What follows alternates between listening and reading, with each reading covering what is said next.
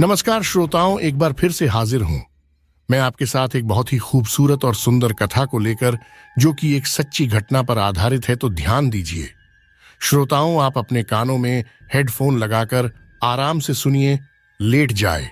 टक टक करती विक्रम की अंगुलियां उसके 28 इंच के लैपटॉप पर फटाफट दौड़ती दिखी।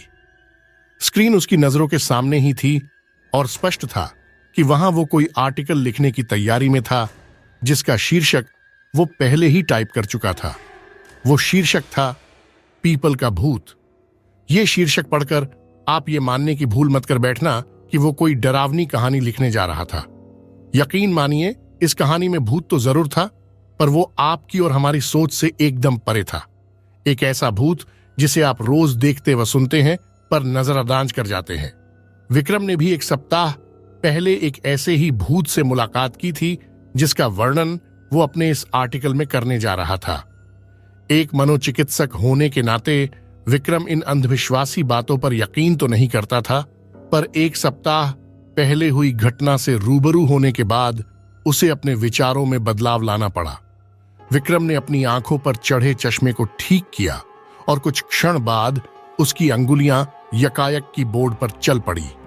उस घटना की शुरुआत उस सुबह हुई जब विक्रम अपने बगीचे में रखी कुर्सी पर बैठा, गर्मा गर्म चाय की चुस्कियां लेते हुए अखबार की सुर्खियों पर नजर डाल रहा था।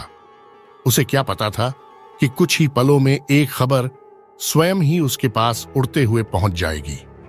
एक ही दिन बीता था उसे शहर से अपने गांव पहुंचे हुए, और यहां की सुबह की ताजा ठंडी हवाएं उसे बेहद भा रही थीं। चारों ओर बहती वो हवाएं उसके बगीचे को ही नहीं बल्कि उसके मन को भी महका रही थी। करीब 8 बजे का वक्त रहा होगा। विक्रम ने कल्पना करी कि वो इस वक्त शहर की डीजल व पेट्रोल से परिपूर्ण हवा में सांसें लेते हुए अपने ऑफिस पहुंचने की जद्दोजहद में लगा होता, पर यहां ऐसा कुछ भी नहीं था। केवल एक सप्ताह के लिए ही वो यहां आया था, पर उसका मन किया कि काश वो इस एक सप्ताह को 1 माह में तब्दील कर सके, पर अफसोस ये ख्याल उसे नामुमकिन सा लगा। चाय की प्याली उठाए उसने अभी उसे होठों से छुआ ही था कि पास वाली गली से एक अनजाना सा शोर गूंज उठा और विक्रम फौरन चाय को वापस टेबल पर रख उठ खड़ा हुआ। घर से बाहर निकलकर विक्रम ने आसपास के लोगों से जब इस शोर का कारण जानना चाहा, तब वो जिस सच्चाई से वाकिफ हुआ उसे जानकर तो उसकी भौहें तन उठी। बात ही कुछ ऐसी थी कि जिस पर विश्वास करना उसे बेहद कठिन लगा। यकीन करना मुश्किल था, पर गांव के हर शख्स के मुंह पे यही बात थी कि जगदीश कुम्हार की बेटी ऋतु भूतिया गई थी। अरे, तभी तो वो पागलों की तरह चीख रही थी। जब मन में आया तो कभी हंस रही थी और कभी मदमस्त होकर नाच रही थी। गली के सभी सदस्य ऋतु को देखने जगदीश के घर दौड़े चले जा रहे थे और विक्रम भी मामले की तह तक पहुंचने के लिए उस तरफ रुख करता दिखा।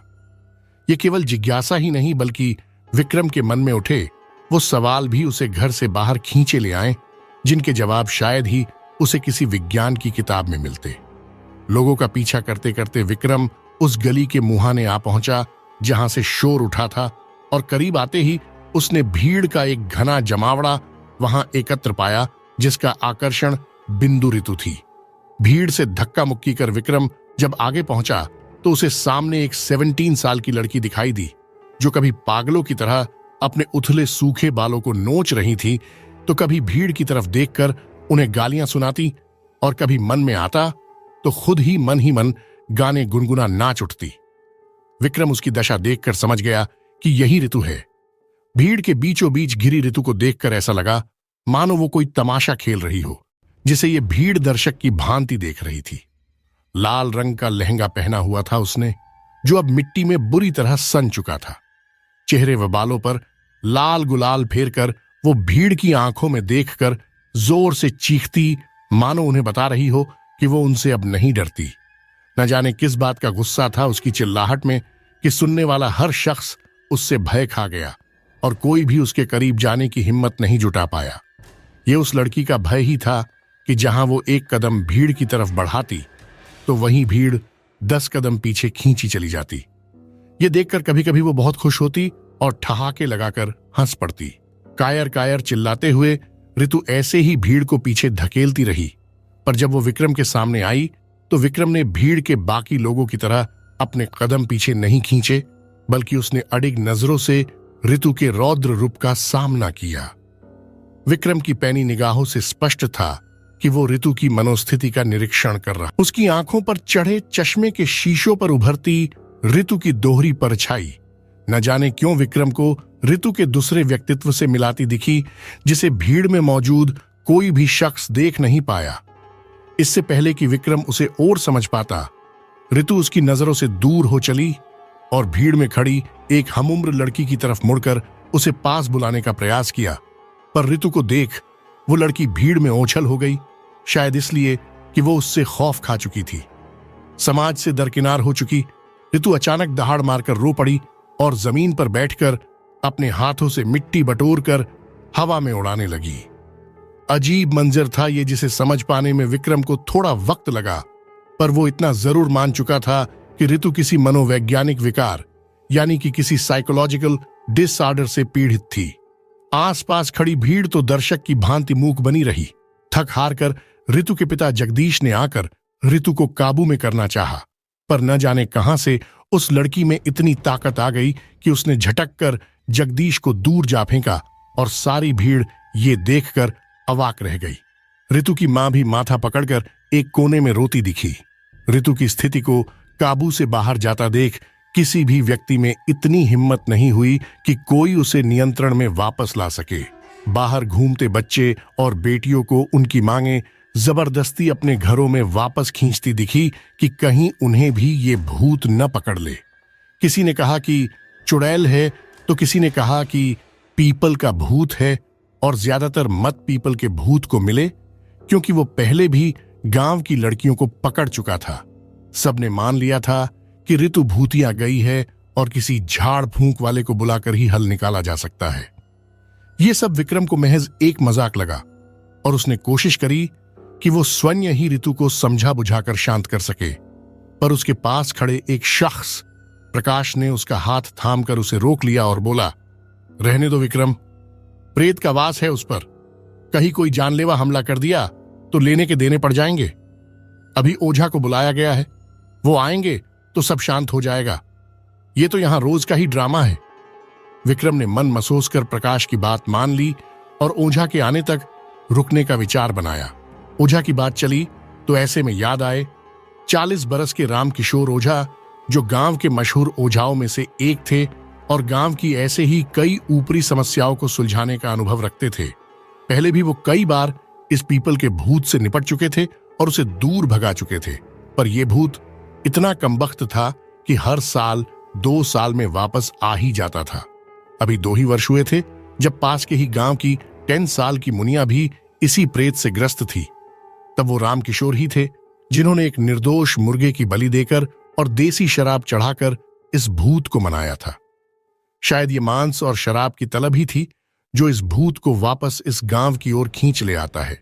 खैर, इस तलब से तो इंसान भी अछूते नहीं थे, तो ये भूत कहां पीछे रहता। जगदीश जी के आग्रह पर रामकिशोर ने ऋतु को देखना स्वीकार किया और भगवा धारण किए वो फौरन उनके घर पधारे।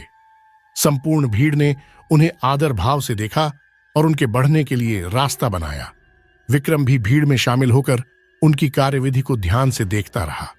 जगदीश व बाकी के 3 अन्य सदस्यों ने ऋतु को जबरन धर दबोचा और उसे ओझा के सामने ला बिठाया, जिसे देख वो आग बबूला हो उठी। रामकिशोर जहां आंखें बंद करके धीमे स्वर में मंत्रों का जाप करते हुए हाथ में चावल के दानों को मसलता दिखा, वही ऋतु भी उसके ध्यान को भंग करने हेतु उसे गालियां देती दिखी।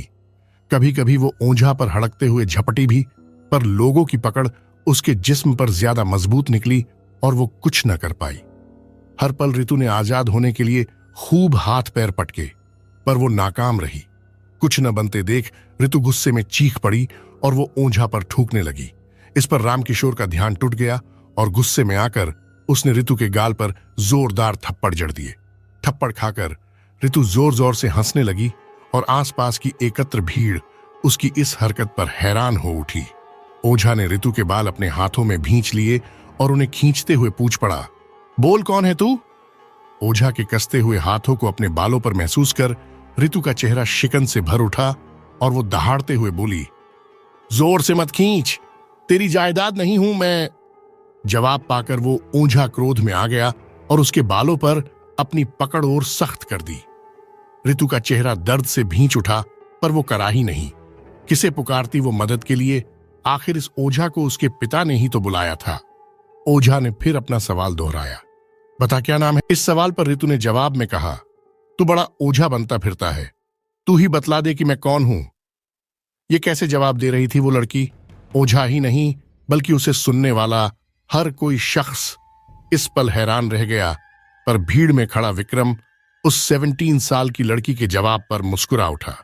ऋतु का सवाल उस ओझा के लिए एक खुली चुनौती जैसा था, जिसे सुनकर ओझा सकते में आ गया और कुछ न सूझते देख उसने फिर एक थप्पड़ ऋतु को जड़ दिया और ऋतु ने चीख कर उस थप्पड़ का विरोध किया। बार बार थप्पड़ों की मार से ऋतु के गालों की चमड़ी लाल पड़ती दिखी। अपनी इकलौती बेटी की ऐसी प्रताड़ना को देखकर ऋतु की मां का दिल भर आया, पर वो चाहकर भी उस पूछताछ को रोक नहीं पाई। एक हंसती खेलती लड़की थी ऋतु, जिससे सारा घर चहका करता था। घर के कामों से जी चुराती जरूर थी, पर मां की जरा सी डांट पर हर काम को शिद्दत से पूरा भी करती थी। उसे नाचने व गीत गुनगुनाने का बेहद शौक था। हर पल घर के किसी कोने से उसकी कोयल सी सुरीली आवाज गूंजा करती थी, जो किसी के टोकने पर ही शांत होती थी। पर आज वो ऋतु कहीं गुम थी। उसकी मां ने सामने बैठी उस लड़की में अपनी खोई हुई ऋतु को बहुत तलाशा, पर वो उसे ढूंढ नहीं पाई। कोयल की जैसी चहकने वाली लड़की आज उसके आंगन में दहाड़ रही थी, रो रही थी। उस लड़की का चेहरा ऋतु से मेल जरूर खाता था, पर वो बेटी न जाने कहां खो गई थी। शायद इसी सवाल का जवाब आज सिर्फ वो मां ही नहीं, बल्कि भीड़ में मौजूद हर वो शख्स ढूंढ रहा था जो उस ऋतु को जानता था। ओझा ने फिर उसके बाल झटके और तेज स्वर में बोला, बता क्या चाहिए तुझे? क्या लेगी तू इस लड़की को छोड़ने का? न जाने क्यों इस सवाल का जवाब देना ऋतु को बेहद आसान लगा और सख्त स्वर में उसने जवाब दिया, सपने चाहिए मुझे, बोल दे सकता है तू। दोबारा ऋतु का उलझा हुआ जवाब पाकर ओझा अचंभे में पड़ गया, पर ऋतु शांत न बैठी और दहाड़ते हुए अपने शब्द दोहराने लगी, बोल दे सकता है तू। इस सवाल पर चारों तरफ सन्नाटा छा गया। जवाब न पाकर ऋतु खींच उठी और अचानक जोर जोर से चीखने लगी। ओझा ने फिर आंखें बंद करके मंत्रों का जाप किया और कच्चे चावल के छींटे ऋतु पर उड़ाने लगा। यह कैसा खेल रचा जा रहा था? विक्रम ने तो न कभी ऐसा कुछ देखा था और न ही ऐसा कुछ सुना था, पर वो इतना जरूर समझ चुका था कि ऋतु कोई बीमार या भूतिया लड़की नहीं थी, बल्कि वो तो अपनी आकांक्षाओं और सपनों की घुटन में पल पल घुट रही थी, जिसे समझने वाला वहां कोई नहीं था। धीरे धीरे ऋतु अपनी हिम्मत हारने लगी और अचानक अपनी मानसिक प्रताड़ना के अंतिम पड़ाव पर पहुंचते ही धम्म से जमीन पर बेहोश होकर गिर पड़ी। संपूर्ण भीड़ में हलचल मच गई और ऋतु के आसपास एकत्र लोगों ने उसे होश में लाने का प्रयास किया, पर वो असफल रहे। अंत में ऋतु को अस्पताल ले जाने का निर्णय लिया गया, जिस पर विक्रम भी सहमत दिखा। कुछ ही क्षणों में ऋतु को बेहोशी की हालत में भीड़ के बीच से निकालना पड़ा और एक पल ऐसा भी आया जब उसे विक्रम के करीब से गुजारा गया। विक्रम ने उसे सहानुभूति भरी निगाहों से देखा और प्रार्थना करी कि वो जल्द से जल्द ठीक हो जाए। न जाने ऐसे कितने अनकहे सवाल रह गए थे विक्रम के जहन में, जिन्हें वो ऋतु के सामने रखना तो चाहता था, पर अफसोस कि ऋतु इस वक्त कुछ भी कहने की स्थिति में नहीं थी। ऋतु को फौरन नजदीकी अस्पताल ले जाया गया और सारी भीड़ उसके घर के सामने से बिखरकर अपने अपने गंतव्य की ओर रुक कर गई। कुछ औरतें ऋतु की मां को दिलासा देने के लिए उसके घर के आसपास खड़ी दिखाई दी। विक्रम ने भी भारी मन के साथ सबको वापस लौटता देख अपने घर जाने का मन बनाया और उसके साथ खड़े साथी प्रकाश ने भी इस पर सहमति जताई। पर अचानक विक्रम का ध्यान एक लड़की पर गया जो उदास नजरों से भीड़ को बिखरते हुए देख रही थी। ये वही लड़की थी जिसे कुछ घंटे पहले ऋतु भीड़ में से पुकार रही थी, पर वो डर कर भीड़ में ही कहीं छिप गई थी। उसे देख विक्रम जिज्ञासापूर्वक उसकी ओर खींचा चला गया।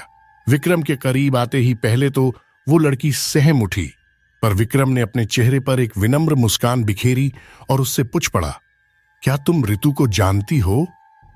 वो लड़की विक्रम के सवाल पर असहज हो उठी और जवाब दिए बगैर उसने अपने कदम पीछे खींच लिए और मुड़ गई। विक्रम ने उसे रोकना चाहा, पर वो उसे क्या कहकर पुकारे ये उसे सूझ नहीं पाया। विक्रम उसे अपनी नजरों दूर होता हुआ देखता रहा। इतने में प्रकाश भी विक्रम के साथ आ खड़ा हुआ और उस लड़की को दूर जाता देख बोल उठा, वो सुषमा है, कायम सिंह की बिटिया। चलो, इतने सारे सवालों के बीच घिरे विक्रम को उसके एक सवाल का जवाब तो मिल चुका था और बाकी के जवाबों के लिए उसे अपनी एक नई मंजिल भी सोच ली। शाम का सूरज आसमान में छिपने की तैयारी में था और उसकी लालिमा पूरे आकाश में इस कदर छाई हुई थी कि मानो किसी ने रंग की शीशी उड़ेल दी हो और आनन फानन में ही ब्रश चलाकर उन रंगों को आकाश में फैला दिया हो। क्या इस आसमां के परे बसने वाला भी कोई कलाकार था? नजरें ऊपर उठाए हुए विक्रम के मन ने यह सवाल खुद से ही किया और मुस्कुरा उठा। शाम के वक्त खेतों में टहलना विक्रम के टाइम टेबल में शामिल नहीं था, पर आज सुबह जो घटा उसके बाद तो उसने उस भूतिया पेड़ को देखने की ठान ही ली थी जो कहीं न कहीं सुबह की घटना में शामिल था। ऋतु को अस्पताल में भर्ती करा दिया गया था, पर उसकी स्थिति के बारे में कोई ठोस खबर खुलकर बाहर नहीं आई थी, जिसकी वजह से विक्रम मन ही मन थोड़ा चिंतित भी था। न जाने क्यों वो उस अनजान लड़की के लिए इतना कुछ महसूस करने लगा था। ये एहसास भी अपने आप में एक पहेली सा था जिसमें ज्यादा उलझना उसने बेहतर न समझा और उस पीपल के भूत से मुलाकात करना उसे ज्यादा उचित लगा। क्या पता वो भूत ही उसे वो सारे जवाब दे दे जिन्हें वो इंसानों से न पा सका था। कुछ ही पलों में विक्रम चलते चलते खेतों के किनारे आ खड़ा हुआ और नजरें उठाकर उसने उस पेड़ के दीदार किए जो बस कुछ इंचों की दूरी पर खड़ा था। शानदार पेड़ था वो पीपल का, एकदम घना और हरा भरा। उसका कद लगभग 35 फीट ऊंचा था। उसके तने देखने भर से ही बेहद सख्त व मजबूत लगे और उस पेड़ की मोटाई 4 इंसानों के बराबर लगी। कोई भी उसे देखकर कह सकता था कि यह वृक्ष सालों का नहीं बल्कि सदियों बरस का है। न जाने कितनी धारणाएं उस पीपल के पेड़ से जुड़ी हुई थीं। कोई भूल से अगर उस पेड़ का कुछ खा ले तो वो बीमार पड़ सकता था। कोई भूल से उस पेड़ के पास से सुगंधित परफ्यूम लगाकर गुजर जाए तो उस पर भूत सवार हो सकता था, और तो और उस पेड़ के आसपास मल मूत्र त्यागने तक की मनाही थी। हालांकि इन धारणाओं में कितनी सच्चाई थी इसका प्रमाण किसी के पास नहीं था, पर इन धारणाओं में लोगों का विश्वास अटूट था। विक्रम ने करीब आकर उस वृक्ष का नजदीक से निरीक्षण किया और उसकी सौंधी सी मिट्टी की खुशबू उसके मन को तरोताजा कर गई। चिटियों का झुंड उस पेड़ की तनों पर रेंगता दिखा। आसपास उड़ते पक्षियों का झुंड चहचहाते हुए वापस उस पेड़ पर लौटता दिखा। न जाने कितने जीवों का घर था वो पीपल का पेड़। वहां भला किसी भूत का वास कैसे हो सकता था? विक्रम ने अपनी अंगुलियां उस वृक्ष की सतह पर इसी उम्मीद से दौड़ा दी कि शायद वो उसे छूकर कुछ ऐसा महसूस कर सके जिससे कि किसी अनजान उपस्थिति का एहसास हो, पर अफसोस वो उस वृक्ष को छूकर ऐसा कुछ भी महसूस नहीं कर पाया। कुल मिलाकर विक्रम को वो वृक्ष एक साधारण वृक्ष जैसा ही लगा, जिसकी घनी छाया के नीचे ठंडी हवाओं का वास था, जिसकी मजबूत शिलाओं की भांति तनों पर उन खूबसूरत पक्षियों और उनके घोंसलों का वास था, न कि किसी भूत का। विक्रम उस वृक्ष की तफ्शीश में इतना मशगूल था कि अचानक अपने पीछे हुई एक अनजानी आहट पर वो चौंक उठा और धक से उसका दिल उसके सीने में उठकर रह गया। कहीं वो आहट भूत की तो नहीं थी जो अपनी उपस्थिति विक्रम को जाहिर कर रहा था। विक्रम झट से पीछे मुड़ा और सामने थोड़ी सी दूरी पर खड़ी सुषमा को देखकर हैरान हो उठा। सूखे पत्तों को अपने कदमों तले रौंदती हुई सुषमा विक्रम को देखकर अपनी जगह थम गई और दोनों ने कुछ क्षण भर सिर्फ एक दूसरे को ताका। विक्रम सुषमा को देख वृक्ष से दूर जा हटा और बोला, तुम्हें यहां नहीं होना चाहिए। सुषमा। अपना नाम सुनकर सुषमा ने हैरानी के भाव प्रकट किए, जिस पर विक्रम ने स्पष्टीकरण दिया, घबराओ मत, तुम्हारा नाम प्रकाश ने बताया था। जानता हूं मैं उसे और तुम्हारे पिता कायम सिंह जी को भी। तुम यहां क्या कर रही हो? जवाब देने के बजाय सुषमा ने अपनी नजरें ऊपर उठाकर उस पीपल के पेड़ की तरफ टिका दी, जो घिरती शाम की स्याह रोशनी में और भी ज्यादा भयावह होता जा रहा था।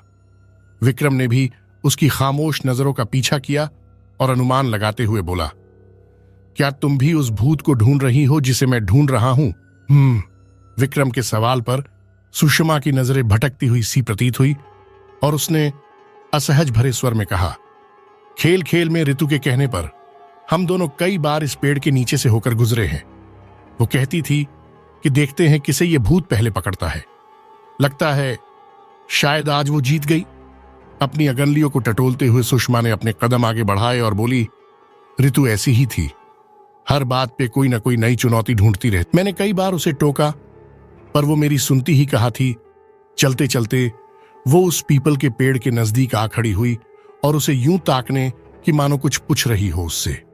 सुषमा आसानी से उन दिनों की कल्पना कर सकती थी जिनमें वो और ऋतु शामिल थे और कैसे वो दोनों इस पेड़ के नीचे से होते हुए दौड़ लगाते थे और उस दौड़ में भी ज्यादातर ऋतु ही विजयी रहती थी। सुषमा का ध्यान तोड़ते हुए विक्रम ने कहा, लगता है ऋतु काफी हट्ठी स्वभाव की थी। उसके इस स्वभाव की एक छोटी झलक तो आज सुबह ही देख ली थी मैंने, जब उसने उस ओझा को खुली चुनौती दे डाली थी। इस बात पर सुषमा भी सहमत दिखी। शाम गिरने लगी थी और अंधेरा आकाश के मुहाने तक आ पहुंचा था। सुषमा ने पास बने चबूतरे की तरफ अपने कदम धीमी गति से बढ़ाए और वहां बैठकर सामने डूबते सूरज को बादलों के बीच लुप्त होते हुए देखने लगी। उसे अपने मन की उदासी चारों ओर दिखाई दी और यूं लगा मानो सब कुछ बेरंग और नीरस हो चला हो। आज उसका घर जाने का मन बिल्कुल नहीं किया। सूरज को आसमान में खोता देख सुषमा ने कहा, न जाने कितने लोगों ने डर के कारण इस चबूतरे पर बैठना छोड़ दिया और शाम के इस खूबसूरत नजारे से महरूम रह गए। अब पता चला कि ऋतु क्यों अक्सर शाम को यहां आया करती थी। सुषमा की बात सुनकर विक्रम भी उस चबूतरे की तरफ खींचा चला आया और उसके बगल में बैठकर सामने आकाश की ओर ताकने लगा।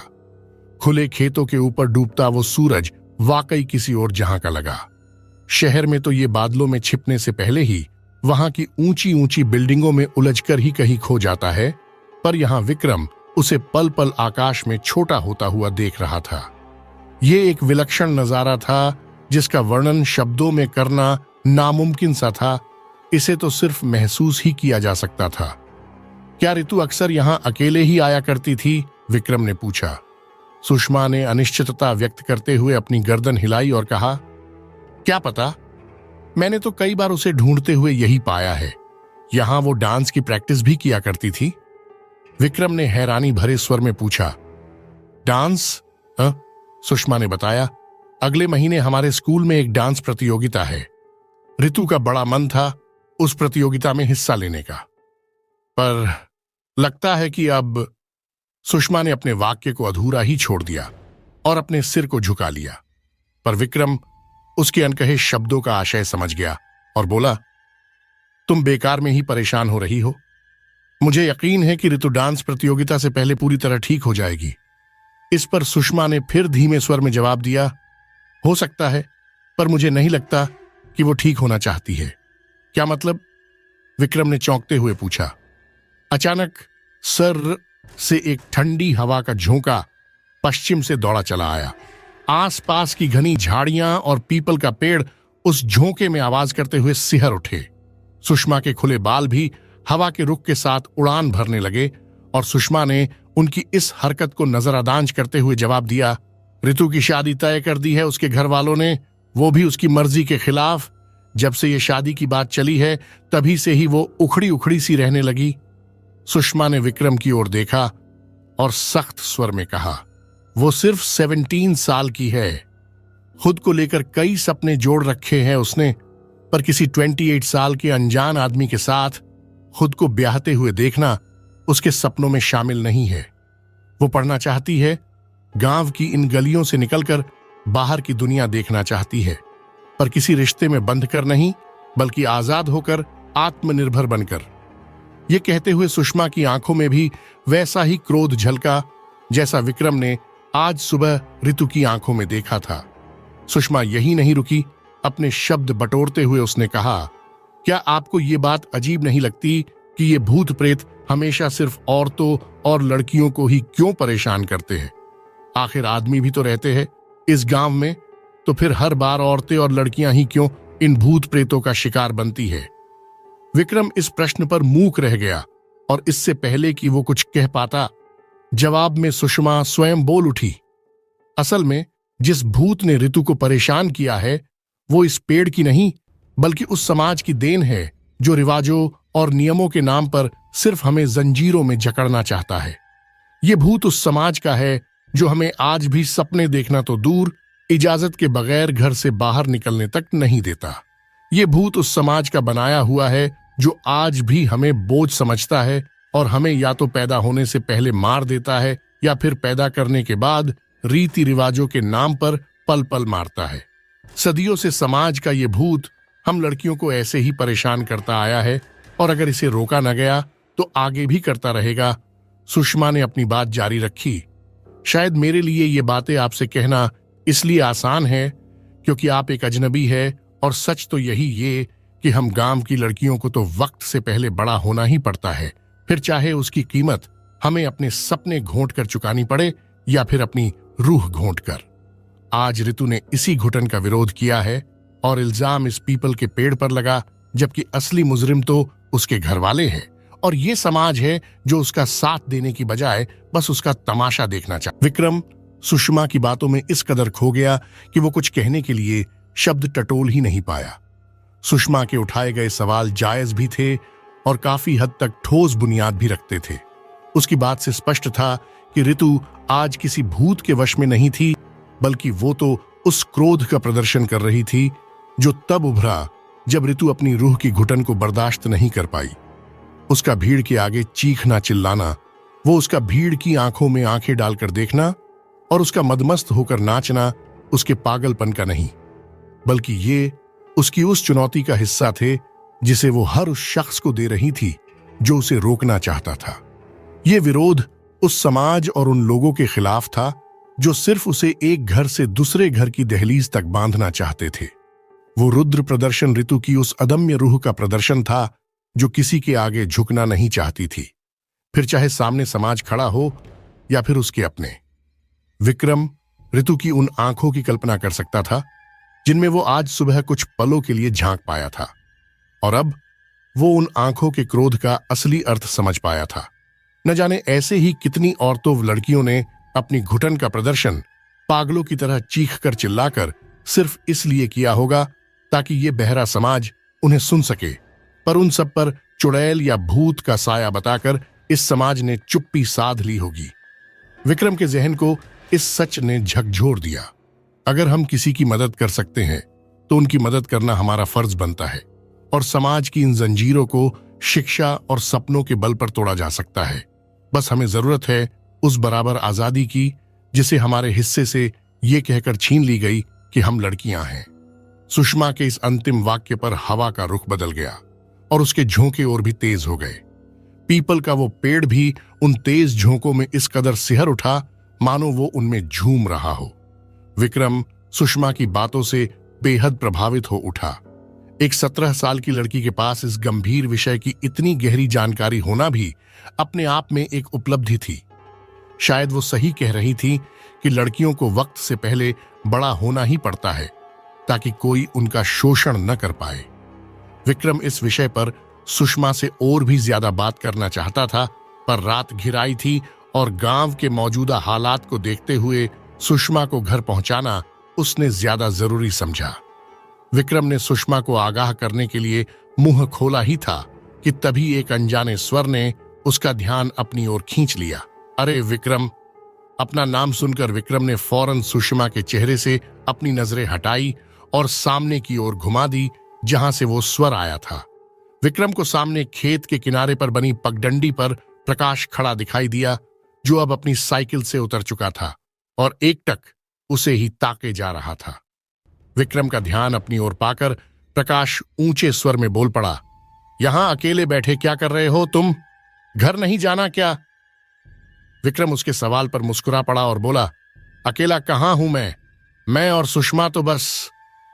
अचानक विक्रम अपने शब्द बीच में ही भूल गया और उसकी आंखें अनचभे में चौड़ी हो गईं। ये क्या? विक्रम ने स्वयं को उस चबूतरे पर अकेला पाया। सुषमा नदारद थी। विक्रम को इस पल यूं लगा कि मानो उसने किसी बिजली के तार पर हाथ रख दिया हो। उसे अपनी आंखों पर यकीन ही नहीं हुआ। ये कैसे मुमकिन था? अभी तो कुछ पल पहले तो वो यही थी, उसके बगल में, लेकिन अब वहां कोई नहीं था। क्या जमीन निगल गई उसे या आसमान खा गया? विक्रम फौरन चबूतरे से उठ खड़ा हुआ और हड़बड़ाहट में अपने आसपास घूमते हुए सुषमा के सुराग ढूंढने लगा। पर अफसोस, वहां ऐसा कुछ भी नहीं था जिससे कि सुषमा की मौजूदगी के सबूत मिल सके। तेज हवाओं के झोंकों ने विक्रम को झंझोड़ा और उसने मुड़कर पीपल के पेड़ की तरफ देखा जो उन मदमस्त झोंकों में झूम रहा था, और विक्रम को वो पेड़ उस पर हंसता हुआ सा प्रतीत हुआ। इसी बीच प्रकाश भी विक्रम की तरफ तेज कदमों से बढ़ा चला आया और उसके करीब पहुंचा। विक्रम ने मुड़कर उसका सामना किया। विक्रम के चेहरे पर उड़ती हवाइयां देखकर प्रकाश चिंतित स्वर में पूछ पड़ा, क्या हुआ विक्रम? इतनी बेचैनी से क्या ढूंढ रहे हो? विक्रम समझ नहीं पाया कि वो कैसे अपनी स्थिति को बयां करे। क्या वो यकीन कर पाएगा? विक्रम को डर लगा कि कहीं वो भी ऋतु की भुलभुलैया में उलझकर पागलपन की गहराई में तो नहीं उतर गया। विक्रम ने फिर मुड़कर उस पीपल के पेड़ की तरफ देखा। ये कैसा खेल रच डाला था इस मूक पेड़ ने, जिसमें विक्रम भी ठग लिया गया। क्या कुछ देर पहले यहां बैठी वो लड़की उसकी नजरों का छलावा थी, या फिर उसके अवचेतन मन की कोई शरारत जिसे वो हकीकत मान बैठा? विक्रम के अंतमन की हलचल समुद्र की लहरों की तरह उफान भरने लगी और उसे शांत करने का उसे सिर्फ एक ही रास्ता सूझा। विक्रम ने फौरन प्रकाश के कंधों पर अपना हाथ रखा और हड़बड़ाहट भरे शब्दों में बोला, मुझे अभी इसी वक्त ऋतु के घर ले। विक्रम फौरन ऋतु के घर जा पहुंचा, जहां उसकी भेंट ऋतु की मां से हुई।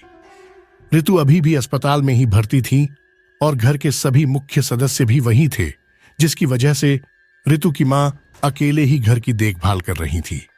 विक्रम ने स्वयं का परिचय एक मनोचिकित्सक के ओहदे से कराया और बिना कोई वक्त जाया किए वो ऋतु की शादी के बारे में पूछ पड़ा, जिस पर ऋतु की मां थोड़ा हिचकिचाई पर विक्रम ने उन्हें आश्वासन दिया कि वो ऋतु की मदद कर सकता है। इस पर ऋतु की मां ने असहज होकर बताया कि घर की आर्थिक स्थिति ठीक न होने के कारण ऋतु के पिता उसे जल्द से जल्द ब्याहना चाहते थे, ताकि वो स्वयं को चिंता मुक्त कर सके। रिश्ता अच्छा भी था और दहेज में उनकी कोई मांग भी नहीं थी। हालांकि लड़के की उम्र कुछ ज्यादा थी, पर ऋतु के पिता ने आपसी सहमति के बाद हामी भर दी। ऋतु ने इस शादी का पुरजोर विरोध किया, पर पिता की जिद के आगे उसकी एक न चली। खुद ऋतु की मां भी इस रिश्ते को लेकर खुश नहीं थी, पर पति ने उसे यह कहकर चुप करा दिया कि उसे दुनियादारी की क्या समझ। 2 महीने बाद ऋतु 18 साल की होने वाली थी, जिसके बाद ही दिसंबर के अंत तक उसकी शादी की तारीख तय करने की बात हो चुकी थी। बस उसी दिन के बाद से ही ऋतु घर के सभी लोगों से उखड़ी उखड़ी सी रहने लगी थी। ये सब सुनकर विक्रम का माथा फिर ठनका। अगर पीपल के पेड़ पर मिली वो लड़की सिर्फ उसकी नजरों का या उसके अवचेतन मन का कोई छलावा थी, तो वो बातें कैसे सच हो सकती थीं जो उसने ऋतु के बारे में बताई थी। उसका कहा गया एक एक शब्द यहां सच साबित हो चुका था। अब तो खुद विक्रम भी उस घुटन को महसूस कर सकता था जिसे ऋतु ने इस घर की 4 दीवारी में उस दिन के बाद से पल पल महसूस की होगी। कहा जाती वो, किससे कहती वो अपने मन की बात? आखिर कौन सुनता उसे? पर कई सवाल यही नहीं रुके। आखिर पीपल के पेड़ के पास मिली वो लड़की कौन थी और विक्रम क्यों इन सब के बीच घिरा हुआ था? विक्रम को इतना यकीन तो जरूर था कि वो लड़की वो सुषमा नहीं थी जिससे वो सुबह मिला था। सुबह जो लड़की सिर्फ उसके नजदीक आने भर से ही सहम उठी थी, वो भला शाम को उसका नाम जाने बगैर कैसे उससे बात कर सकती थी? विक्रम ऋतु के घर से बाहर निकल तो आया, पर उसका उलझा हुआ मन अभी भी उन बातों को दोहराता रहा जो उसने उस शख्स से सुनी थी जिसका कोई अस्तित्व ही नहीं था। बेचैन और परेशान विक्रम ने अपने घर जाने का मन बनाया और इन सबको एक बुरा सपना मानकर भुला देने के बारे में सोचा। पर फिर मन में एक बात यकायक गूंज उठी जिसने उसके बढ़ते कदमों को थाम लिया। अगर हम किसी की मदद कर सकते हैं तो उनकी मदद करना हमारा फर्ज बनता है। न जाने क्यों ये बात रह रहकर उसके मन में गूंजने लगी और वो चाहकर भी इन शब्दों के शोर को दबा नहीं पाया। कभी कभी किसी पहेली को सुलझाने के लिए उसमें खुद को उलझाना पड़ता है। विक्रम को भी लगा कि इस गुत्थी को सुलझाने के लिए उसे इसमें और उलझना पड़ेगा और उसने अपने कदमों का रुख बदल दिया। अस्पताल का गलियारा ऋतु के कई परिजनों से भरा हुआ था, जिसमें उसका पिता जगदीश भी शामिल दिखा। पूरा दिन वहां के चिकित्सकों ने ऋतु पर तरह तरह के कई मेडिकल टेस्ट कर डाले, पर वो उसे होश में लाने में अब तक नाकाम रहे, जिसके कारण सबके चेहरे पर चिंता की लकीरें खींची पड़ी थी। इस गमगीन माहौल में जब सब अपनी हिम्मत हार रहे थे, तब एक अजनबी के कदमों की आहट ने सबका ध्यान अपनी ओर खींच लिया। गलियारे में खड़े कई लोगों की निगाहें सामने की तरफ एक साथ उठ गई, जहां उन्होंने विक्रम को उनकी ओर बढ़ता हुआ पाया। पसीने से तरबतर भीगी हुई विक्रम की शर्ट इस बात का सबूत थी कि वो यहां तक पैदल चलकर आया था। विक्रम ने फौरन वहां के चिकित्सकों से एक पेशेवर मनोचिकित्सक के तौर पर मुलाकात की और उन्हें उन पहलुओं से अवगत कराया जिन्हें ऋतु के घर वाले छिपा ले गए थे। उसने उन्हें बताया कि ऋतु जबरन शादी कराए जाने की बात पर डिप्रेशन की शिकार हो गई थी और लंबे समय तक भीषण तनाव में थी। कुछ न कहवकर पाने की जद्दोजहद में वो अवसाद के जाल में इस कदर जकड़ गई कि वो नर्वस ब्रेकडाउन का शिकार हो गई और अपना मानसिक संतुलन खो बैठी। उसने उन्हें सलाह दी कि ऋतु को उन मेडिकल टेस्टों व उन दवाइयों से दूर रखा जाए जो उसे किसी भी प्रकार से शारीरिक व मानसिक तनाव दे सकती है। ऋतु को केवल एक ही चीज की जरूरत है और वो है आराम। विक्रम की बातों पर फौरन अमल किया गया और उसके अनुसार ऋतु का इलाज का आरंभ हुआ। अस्पताल से बाहर निकलने से पहले विक्रम ऋतु के पिता से भी मिला और उसे सबके सामने ऋतु की इस मानसिक प्रताड़ना के लिए जिम्मेदार ठहराया। आसपास के कई लोग उसके इस आरोप पर तिलमिला उठे और विक्रम से जूझने पर उतारू हो गए, पर विक्रम पीछे नहीं हटा और वहां खड़े ऋतु के परिजनों से उसने कहा कि ऋतु अभी नाबालिग है और शादी जैसे गंभीर रिश्ते में बंधने के लिए वो अभी तैयार नहीं है।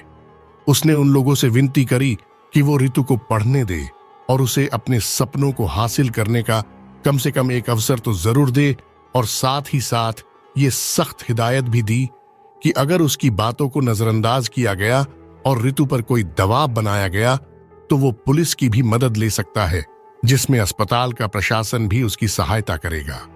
जाते जाते विक्रम ने जगदीश से एक ही बात कही कि दुनिया का हर बच्चा खुद को सबसे ज्यादा महफूज अपने माता पिता के साथ महसूस करता है, पर तब वो कहा जाए जब उसके माता पिता ही उसके सपनों का, उसकी उस खुशियों का दम घोंटने लगे। जवाब में जगदीश की निगाहें नीचे झुक गई और विक्रम सिर उठाए वहां से रुखसत हुआ, पर इस वादे के साथ कि वो हर पल ऋतु की स्थिति का जायजा लेता रहेगा। 2 दिन बाद विक्रम का सप्ताह पूरा होने को आया और उसका शहर उसे वापस बुलाने लगा। शहर लौटने की सारी तैयारी करने के बाद न जाने क्यों उसके मन ने एक बार फिर उस पेड़ से मिलने की इच्छा जताई जिसे वो शायद ही ताम्र भुला पाएगा, और शाम को वो फिर उस पीपल के पेड़ के पास आ खड़ा हुआ, जिस पर कोई यकीन करे या न करे, पर विक्रम जानता था कि उस पेड़ ने किसी के जीवन को बचाया है। आज भी वो वृक्ष वैसा ही था जैसा 2 दिन पहले था, कोई बदलाव नहीं आया था उसमें, पर उसकी वजह से कुछ लोगों के जीवन में बदलाव जरूर आ गया था। विक्रम ने अपनी निगाहों को ऊपर तानकर उस वृक्ष को निहारा, करीब जाकर उसे छुआ और उस पर हाथ रखकर कुछ पल के लिए अपनी आंखें बंद करके उसने इस कदर महसूस किया मानो उसकी धड़कनों को सुन रहा हो। शायद विक्रम ने चाहा कि काश कहीं से एक बार फिर किसी की आहट मिल जाए, काश यही किसी कोने से वो साया फिर चला आए जिसने उससे बात की थी, वो साया जो उन सब की खामोशियों को पढ़ सकता था जो इस पेड़ के नीचे आकर सुकून ढूंढा करते थे। वो साया सिर्फ विक्रम को ही नहीं बल्कि ऋतु को भी जानता था। फर्क सिर्फ इतना था कि ऋतु ने कभी उसे देखा नहीं था। कम से कम ऋतु से बात करने के बाद विक्रम ने तो यही तर्क लगाया। 2 दिन पहले ऋतु के होश में आने के बाद विक्रम उसे अस्पताल में देखने आया था, और हालांकि ऋतु को बीते कुछ घंटों के बारे में कुछ भी याद नहीं था, पर उसने इस बात को जरूर स्वीकारा कि वो अपनी शादी की बात को लेकर तनाव में थी और काफी उदास रहने लगी थी। इस पर विक्रम ने उसके सिर पर प्यार से हाथ रखा और आश्वासन देते हुए कहा, तुम्हें चिंता करने की कोई जरूरत नहीं है, इस बारे में मैंने तुम्हारे पिता से बात कर ली है। अब तुम्हें खूब पढ़ना है और उन ख्वाबों को पूरा करना है जो तुमने अपने लिए, कोई भी तुम्हें रोकेगा या टोकेगा नहीं।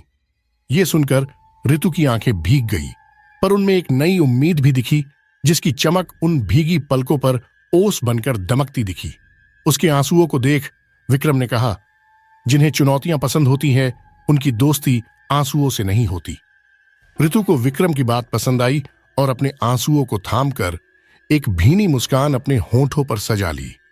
विक्रम ने उससे विदा ली और कहा, अपना ख्याल रखना ताकि जल्दी ठीक हो सको। अगले महीने होने वाली डांस प्रतियोगिता को तुम्हें ही जीतना है।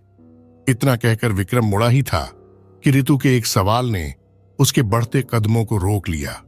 ऋतु ने हैरानी भरे स्वर में उससे पूछा, आपको ये डांस वाली बात कैसे पता चली? सवाल सुनकर विक्रम के कदम ठिठक कर रुक गए और चेहरे पर उलझन लिए उसने ऋतु का सामना किया। अब विक्रम ऋतु को कैसे बताए कि यह बात उसे एक ऐसे शख्स से पता चली जिसका अस्तित्व सच्चाई से कोसों दूर था। ऐसे में विक्रम ने जवाब देने के लिए अपने मन को खगाला और शब्दों को तोल मोल कर सुषमा का नाम ले डाला, जिस पर खुशकिस्मती से ऋतु संतुष्ट दिखी। क्या तुम किसी के पेड़ के पास अपनी डांस की प्रैक्टिस भी किया करती थी? जाते जाते विक्रम ने जिज्ञासावश ऋतु से प्रश्न किया। इस पर ऋतु ने झट से कहा, हां, वो पीपल वाला पेड़, पर किसी को बताना मत। विक्रम ने मुस्कुराकर आश्वासन दिया, नहीं बताऊंगा, पर तुम वहां क्यों जाती थी? ऋतु ने बड़ी मासूमियत से बताया, घर पर हमेशा कोई ना कोई मेरी प्रैक्टिस को टोक दिया करता था, पर वहां उस पेड़ के पास कोई आता जाता नहीं था। वहां मैंने हमेशा सुकून भरा एकांत पाया। वहां शाम की ठंडी हवाओं के साथ थिरकना, वहां के चबूतरे पर बैठकर सूरज को ढलता हुआ देखना और वहां चहचहाते पक्षियों से अपने मन की बातें करना अच्छा लगता था। वहां कोई भूत वूत नहीं रहता, लोग यूं ही उस पेड़ को बदनाम करते रहते हैं। ये सब सुनकर विक्रम हंस पड़ा। शायद ऋतु सही कह रही हो, वहां कोई भूत वूत नहीं रहता, बस रहती थी वो बातें जो वहां की हवाओं के साथ घुलकर वही बस जाती थी। आज फिर विक्रम उस पेड़ के पास ही खड़ा था, लेकिन आज न तो उसे कोई आहट सुनाई दी और न ही कोई साया चलकर उसके पास आया। चबूतरे पर बैठकर विक्रम ने ऋतु की बातों का स्मरण किया और सोच में डूब गया। इन 2 दिनों में कितना कुछ जान चुका था वो ऋतु के बारे में। क्या कोई कल्पना कर सकता था कि कैसे एक मासूम लड़की के सपनों को एक भूतिया कहे जाने वाले पेड़ के नीचे उस वक्त आसरा मिला जब ये जीती जागती दुनिया उन सपनों को कचोटने चली थी। इस चबूतरे पर बैठकर ऋतु ने न जाने अपने कितने सपने बांटे होंगे। थक हार कर उदासी की घुटन में सिसकते हुए न जाने कितनी शामें उसने यहां बिताई होगी और आसमान को छूते इन पक्षियों से गुस्से में आकर उसने न जाने कितनी शिकायतें की होगी। तब कौन था यहां जिसने उन सिसकियों को महसूस किया होगा? किसने सुना होगा उन शिकायतों को? शायद उन बहती हुई हवाओं ने उसे सुना हो जिनकी धुन पर वो थिरका करती थी, या उन चहचहाते पक्षियों ने जिनसे वो अपने मन की सारी बातें कहा करती थीं, या फिर इस पीपल के पेड़ ने उसे सुना हो जिसे ऋतु के सपनों की ही तरह कई साल पहले समाज द्वारा ठुकरा दिया गया था और उस घुटन में घुटते हुए आज भी अकेला और वीरान खड़ा था। क्या इस पेड़ में इतनी ताकत थी कि वो ऋतु की घुटन को समझ पाता? आज विक्रम फिर सवाल लिए इस चबूतरे पर बैठा था, पर अफसोस जवाब देने कोई नहीं आया। कुछ पल बीताकर विक्रम चबूतरे से उठ खड़ा हुआ और पलटकर पीपल के पेड़ को ताकने लगा, सिर्फ इसी उम्मीद में कि काश वो पेड़ कुछ बोल पाता तो न जाने कितने गुनाहों का गवाह बन जाता। पर अफसोस वो पेड़ ऐसा कुछ भी नहीं कर सका। देरी होते देख विक्रम ने एक ठंडी सांस भरी और मुड़कर उस पेड़ से दूर चल पड़ा, पर इस इरादे के साथ कि वो इस घटना का उल्लेख अपने आर्टिकल में जरूर करेगा ताकि जो ऋतु के साथ घटा वो किसी और के साथ न हो। पीपल का वो पेड़ उसे दूर जाता देख मूक खड़ा रहा और अचानक इतनी जोर से सिहर उठा कि उसके कुछ पत्ते आवाज करते हुए टूटकर जमीन पर बिखर गए। पर विक्रम उसकी इस हरकत से अनजान रहा और बिना मुड़े अपनी राह पर बढ़ता चला गया। ताज्जुब की बात थी कि आसपास हवा का कोई नामो निशान ही नहीं था, पर फिर भी वो कुछ पल सिहरता रहा और अंत में वीरानियत के सायों ने उसे घेर लिया और वो कुछ न कर पाया। देखा कहानी कब खत्म हो गई और आपको पता भी नहीं चला। तो ऐसी ही कहानी सुनने के लिए आप कुमार चैनल को सब्सक्राइब करना ना भूले। वीडियो अच्छी लगी, कहानी अच्छी लगी तो तो लाइक शेयर कमेंट जरूर करें। चलते हैं मुसाफिर, फिर मिलते हैं किसी और कथा और किसी और घटना पर आधारित कथा के साथ। तब तक के लिए धन्यवाद। अपना प्यार बरकरार रखें।